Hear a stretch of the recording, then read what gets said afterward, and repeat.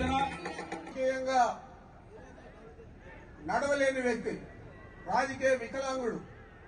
అందుకైతే ఆయన ఊదకట్లన్నీ తీసుకొచ్చుకుంటా ఉన్నాడు నడవడానికి. ఒక పక్కన బీజేపీ, ఇంకొక పక్కన జనసేన, ఇంకా ఏమన్నా పార్టీలు వస్తాయంటే వాళ్ళు కూడా కలుపుకొని ఈరోజు ఆయన గెలవాలని ప్రయత్నం చేస్తా ఉన్నాడు. నిజంగా బలం ఉంటే అందరూ కలవాలని అడుగుతా ఉన్నాను. మన నాయకుడు సింగిల్ గానే పోటీ చేస్తామని చెప్పి ప్రతి సభలో కూడా చెప్పాడు. ఆ విధంగానే మనం సింగిల్ గానే పోటీ చేస్తాం. రెండు కన్నులుగా చూసి చేసిన విషయాన్ని ఈ 5 సంవత్సరాల్లో మనం అందరూ కూడా గుర్తించాం. పేదలందరికీ కూడా న్యాయం చేశారు.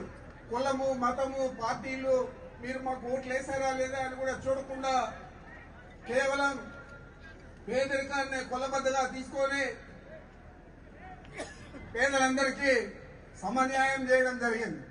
అన్ని సంక్షేమ పథకాలు కూడా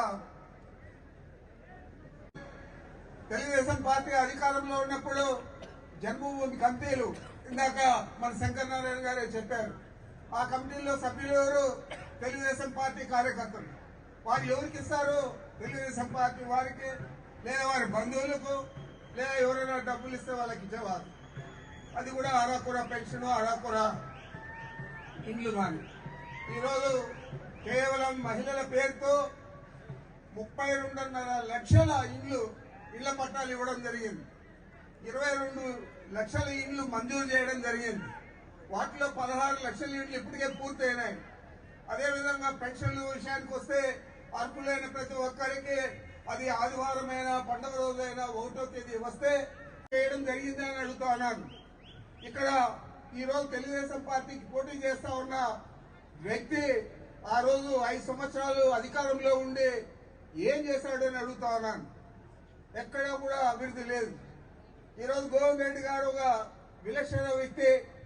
ఆయనకు లంచం తీసుకోలేదు కానీ, లంచగొండితనం కానీ అంటగట్టడానికి తెలుగుదేశం వారు కూడా సాహసించరు. మరి అలాంటి వ్యక్తిని మీరు ఎన్నుకుంటా ఉన్నారంటే శాసనసభ్యుడిగా మీరు గర్వపడాలని నేను తెలియజేస్తా ఉన్నాను.